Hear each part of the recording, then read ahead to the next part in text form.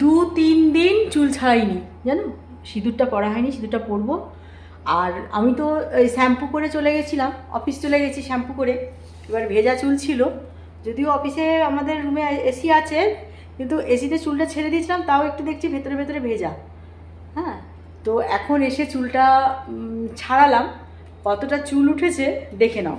তো আমার কিন্তু কিচ্ছু মনে হয় না, আমি একটুও কষ্ট পাই না, চুল যে আমার উঠে যাচ্ছে কি কিছু হচ্ছে, আমার যা হবে হবে, কিছু করার নেই। কারণ ভেজা চুল যদি ভেজা চুল বেঁধেছো তো অবশ্যই দেখবে চুলটা উঠবে, এটা আমি জানি। তা সত্ত্বেও কিন্তু আমি ভেজা চুল বেঁধে যেতে বাধ্য হই, কী করবো বলো, স্নান করে তো চলে যেতে হয়। তো অলরেডি ভেজা চুল বাঁধার ফল দেখাবো কতটা চুল ওঠে আমার, কিন্তু তার জন্য আমি কিন্তু একটুও ভয় পাই না, উঠবে, চুল উঠবে আবার চুল হবে, তো কি আছে। তো এইটাই ব্যাপার, চুলটা শুকিয়ে নিতে পারি না। সকালবেলায় তো এখন হাঁসুদের স্নান করাতে গিয়ে আগে কী করতাম, মর্নিং ওয়াক করতে যাওয়ার আগে 5টা-5টার দিকে উঠে স্নান করে একদম বেরিয়ে যেতাম মর্নিং ওয়াকে, চুলটা সুন্দর শুকিয়েও যেত। কিন্তু এখন তো আর হয় না, হাঁসুগুলো এসে গেছে, তাদেরকে স্নান করাতে হয়। তো দেখো কতটা চুল আমার উঠেছে, তোমাদের সঙ্গে আমি শেয়ার করছি, চলো দেখো। দেখো এই দেখো কত চুল উঠেছে আমার, এই দেখো দেখো দেখো, দেখেছো, এই দেখো মানে কতটা চুল উঠে গেছে আমার, এই দেখো। আজকে এই ছাড়াতলাম, এই কিচ্ছু করার নেই, দিদা ছিল এরকম আঙুল ঢুকিয়ে গড়িয়ে আঙুল গলিয়ে এই করে জটগুলোকে এরকম করে ছড়িয়ে দিত, আহা কি আরাম যে হতো, ঘুমিয়েই পড়তাম। এই দেখো এতটা চুল উঠেছে আমার, তো কিছু করার নেই, উঠবে। হ্যাঁ, শ্যাম্পু মানে শ্যাম্পু করে চলে গেলেই এটা হয়, তা আবার উঠছে, কিছু করার নেই। তাই জন্য দেখালাম, কোনোভাবে চিন্তা করো না, চুল উঠলে আবার চুল হবে। রোজ রাত্রে তো চলে আসি, তোমাদের সঙ্গে একটু শেয়ার করি, ভালো মন্দ, নোনা মাছ, পচা মাছ, যাই রান্না করি তোমাদের সঙ্গে শেয়ার করি। তো আজকে কিন্তু আমার বড়বাবাজি মাছ ঠকেছে, এই যে দেখাবো আমি, পমফ্রেট মাছ নিয়েছে, পটল মাছ খায় না, আমি ভালোবাসি বলে 2টা নিয়েছে। তো পটল মাছগুলো খুব ফ্রেশ অ্যান্ড ফাইন,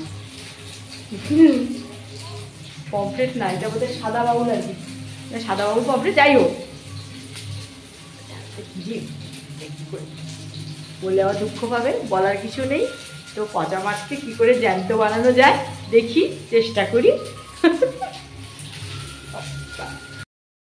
দেখো পটল মাছগুলো আমার ভাজা হয়ে গেছে, তো আলাদা আলাদাই করবো। পটল মাছটা জাস্ট 5 ফোড়ন, কাঁচা লঙ্কা, পেঁয়াজ দিয়ে, আর লঙ্কার গুঁড়ো, হলুদ গুঁড়ো দিয়ে যেমন করি তেল ঝাল তেমন করবো। আর আজকে জামাইবাবু বিশাল মাছটা ঠকে গেছে, তো এবার যেটা দেবো সেটা হচ্ছে সাদা বাউল। অ্যাকচুয়ালি শিবু আমাদের মাছ নিয়ে আসছে না, শিবুর কাছে যখন মাছ নিই আমার নিশ্চিন্ত, জানো কোনো রকম কোনো প্রবলেম হয় না, কিন্তু এবারে আজকে মাছটা যে দিয়ে গেছে ভালো না, খুব ভালো ফ্রেশ নয়। আচ্ছা, আর এখানে আলু আর এই যে চাল কুমড়োটা আছে, চাল কুমড়োটা যেমন করি দুধ দিয়ে তেমন করবো। আচ্ছা, প্রথমে আমি আলুগুলো দিই, আলুটা ভাজা হয়ে গেলে চাল কুমড়োটা দিয়ে দেবো। আলুটা ভাজা হয়ে গেলে নিয়ে চাল কুমড়ো দিয়ে ভেজে এটাকে প্রেসারে যেমন ভাপিয়ে নিয়ে করবো। তো এবারে এখানটায় মোটামুটি আমার তেলটা গরম হয়ে গেছে। এবারে এই যে সেই চাঁদি বাউলগুলো, খুব সুবিধে হবে না, এটা কিন্তু পমফ্রেট না, এটা চাঁদি বাউল। এটা কিন্তু খুব ভালো করে ভেজে দেবো, একদম জাস্ট নরমাল করে ভেজে একটু পেঁয়াজ বাটা দিয়ে আর রসুন বাটা দিয়ে আর সর্ষে বাটা দিয়ে একদম সুন্দর ঝাল করবো মাছটা। এবারে আমি এই দুটো পটল মাছের একদম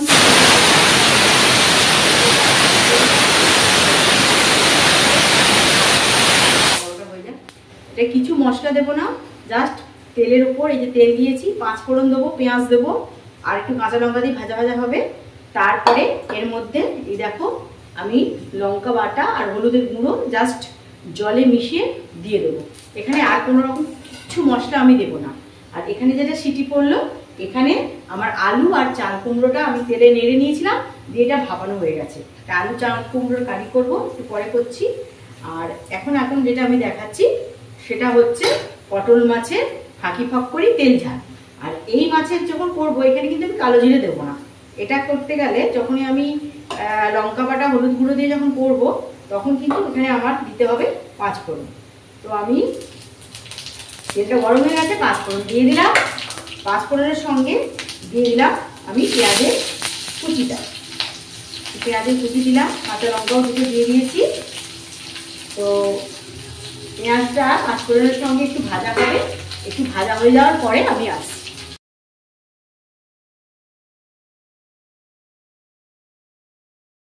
পাঁচফোড়ন আর পেঁয়াজ আর কাঁচা লঙ্কার একটা সুন্দর গন্ধ বেরিয়ে গেছে। তো এবার এখানে যেটা দেব, আমি দুটো মাছেরই তেল ঝাল হবে, তো খুবই কম নুন দেবো, বেশি দেবো না, একটুকু নুন, হাফ চামচ নুন আমি দিয়ে দিলাম। আচ্ছা, এবার যেহেতু নোনা মাছ একটুখানি রসুন দেবো। যদি ইলিশ মাছের এরকম তেল ঝাল করতাম তাহলে কিন্তু আমি রসুন দিতাম না, তো এখানে একটু রসুন দিলাম। অলরেডি পেঁয়াজটা আমার খুব ভালো ভাজা হয়ে গেছে, রসুনও দিয়ে দিয়েছি। এবারে এই যে হলুদের গুঁড়ো আর লঙ্কা বাটা, যদি তোমাদের লঙ্কা বাটা না থাকে লঙ্কার গুঁড়ো দিতে পারো। এই যে এটাকে গুলিয়ে, এবার এটাকে আমি গুলিয়ে দিলাম, গুলিয়ে এইটার মধ্যে আমি ঢেলে দিলাম। দুর্দান্ত হয় খেতে, কোনো কিছু পরিশ্রম নেই। সারাদিন অফিস করে এসছো, প্রচণ্ড টায়ার্ড, বা কোথাও গেছো বা বেরিয়ে এসছো, অসম্ভব শরীর খারাপ, কিছু করতে ইচ্ছে করছে না, তো জাস্ট এইভাবে ফাঁকি ফাঁক করে তেল ঝালটা বানিয়ে নিয়ে খাবে, দেখবে খুব ভালো লাগে।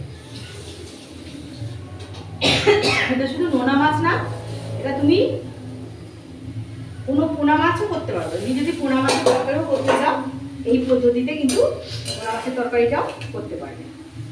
তো অলরেডি আমার ঝোলটা ফুটতে শুরু করেছে। তো এর মধ্যে আমি এই যে দুটো ফ্রেশ পটল মাছ ভাজা আমি এর মধ্যে দিয়ে দিলাম। ব্যাস, দুটো পটল মাছ দিয়ে দিলাম। তারপরে এখানে একটু করবো, আমি একটু ঢাকা দিয়ে দেবো, মাছটা ফুটতে হবে তো।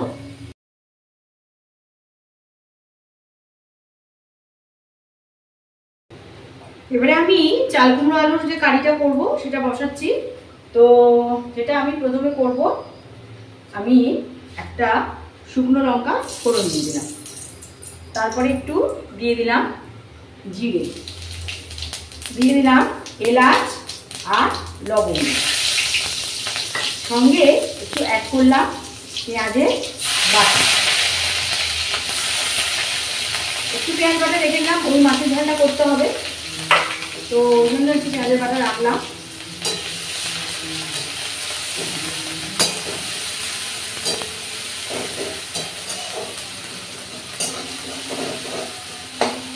পেঁয়াজটা ভাজতে ভাজতে, অল্পই রসুন আছে আমার, তারটা একটুখানি দেবো, বাকিটা আমাকে ওই মাছের ঝালটায় দিতে হবে। আর একটু দিলাম লঙ্কার বাটা, একটু বাটা লঙ্কা দিলাম, একটু আদা বাটা। আদা বাটাটা আমার পুরোটাই লাগবে, এখানে আদা বাটা পুরোটাই দিয়ে দেবো। আর ধনেটা তো আমি পরে দিই, একটু পরে দেবো, এইটা আমার একটু কষা হোক। সঙ্গে একটু নুন দিয়ে দেবো,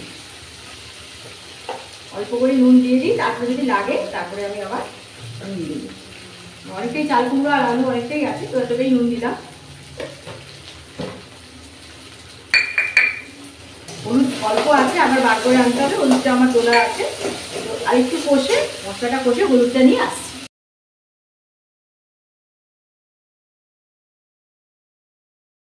দেখো আমার রীতিমতো সুন্দর করে পেঁয়াজ সব একদম ভালো করে কষা হয়ে গেছে।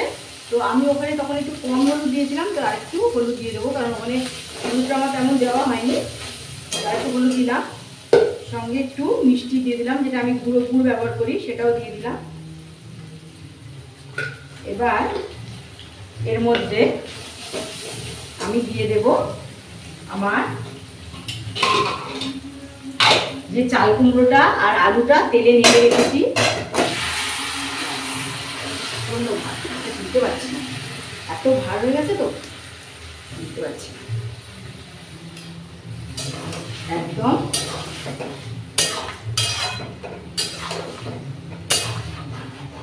এর মধ্যে যা দেখছি আমার আর একটু হলুদ লাগবে, তো হলুদটা কম হয়ে গেছে, তার একটু কষে আসছি।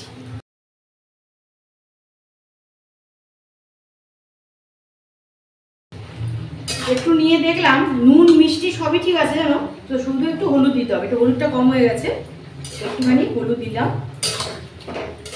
এটাকে আরেকটু ভালো করে কষে নেব, আর একটু ফুটে গেলে তো এর মধ্যে আমি 1 কাপ কাউ মিল্ক এর মধ্যে অ্যাড করব। আর একটু হোক। ওদিকে আমার চাল কুমড়োটা একদম বসে বসে সুন্দর হয়ে গেছে। এবার আমি জানো একটু লাস্টে ধনে গুঁড়ো দিই, তো একটু ধনে গুঁড়ো দিয়ে দিলাম, বেশি দেবো না, অল্পই দেবো ধনে গুঁড়ো, খুবই কমই দিলাম। সঙ্গে একটু বিরিয়ানি মশলাটা দিয়ে দেবো এর মধ্যে, একটু মালাইকারি টাইপের হবে তো। এবারে যেটা দেবো এর মধ্যে, এই যে আমার কাউ মিল্ক যেটা আছে, আমি এর মধ্যে আস্তে করে কাউ মিল্কটা দিয়ে দিই।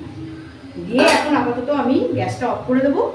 তার একটু পরে এটার সঙ্গে দুধটা একদম মিশে যাক, তারপরে আবার ফোটাবো, কারণ দুধটা একটু ফ্রিজে ছিল তো, ঠান্ডা তো, তরকারিটা গরম, দুধটা ঠান্ডা, ছানা কেটে যেতে পারে, সেজন্য আমি কি করলাম, বন্ধ করে দিলাম। তো আগে একটু এরকম থাকুক, তারপরে দেখছি। আর এদিকে দেখো আমি এই যে আমার বরের কেনা ঠকে যাওয়া পচা মাছগুলো, এটা ঝাল করবো। খুব পচা নয়, আমি নিজে দেখলাম তো ভেজে, খারাপ লাগলো না, খুব একটা তেমন গন্ধ নেই, যেটা ভয় করছিলাম ততটা নয়। তো এবারে দিয়ে দেবো এখানে, এটা কিন্তু কালো জিরে দিয়ে দেবো। হ্যাঁ, এটা কালো জিরে দিয়ে দিলাম, সঙ্গে 2 কাঁচা লঙ্কা দিলাম, পেঁয়াজ দিয়ে দিলাম। এটা কিন্তু সর্ষে বাটা দিয়ে করবো। তো অলরেডি পেঁয়াজটা আমার গায়ে শুকনো হচ্ছে, তাই জন্য আমাকে এখানে এই সময়টা একটু নুন দিয়ে দিতে হবে। তোমরা একটা জিনিস জেনে রাখো, আদা পেঁয়াজ যদি গায়ে এসে ঠিকরে যায়, তার আগে কিন্তু তোমাকে দিয়ে দিতে হবে নুন। একটু নুন দিলাম, একটু দিয়ে দিলাম হলুদের গুঁড়ো। আচ্ছা, আর এখানে দেখো আছে আমার লঙ্কা বাটা আর রসুন বাটা, এটা আমি এর মধ্যে দিয়ে দিই। তো লঙ্কা বাটা রসুন বাটাটা দিয়ে একটু গুঁড়ো মশলাগুলো একটু দিয়েছি, তো তার জন্য একটুখানি এটা ধুয়ে একটু জল দিলাম। তো অলরেডি মশলাটা তেলের উপর নেড়ে নিচ্ছি, কালো জিরে সুন্দর একটা গন্ধ বেরিয়েছে, কালো জিরে কাঁচা লঙ্কা পেঁয়াজে। তো এর মধ্যে আমি দিয়ে দেবো একটু সর্ষে বাটা, একটু সর্ষে বাটা দেবো, এবং সর্ষে বাটাটা আমি এই মশলার সঙ্গে সর্ষেটাকে আমি সুন্দর করে নেড়ে নিই। তো আর একটু এর মধ্যে কাশ্মীরি লঙ্কার জলটা শুধু দিয়ে দিলাম।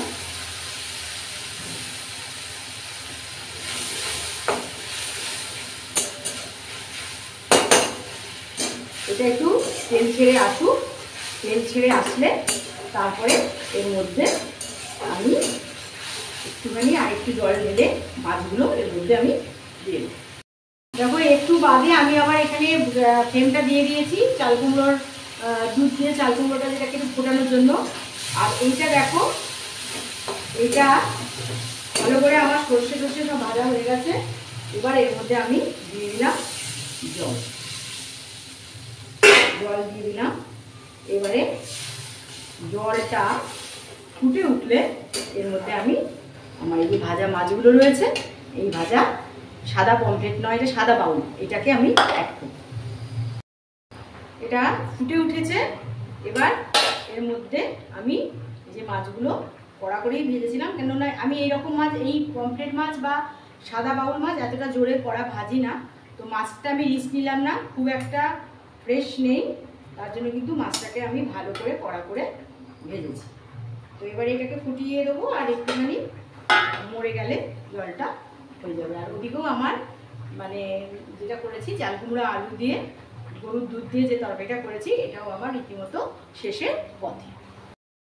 এই দেখো পটল মাছের যেটা করেছি জাস্ট পেঁয়াজ পাঁচফোড়ন দিয়ে, আর এটা হচ্ছে গিয়ে যেটা চাল কুমড়োর কারিটা করলাম, আর এখানে এখনও পমফ্রেট মাছটা ফুটছে।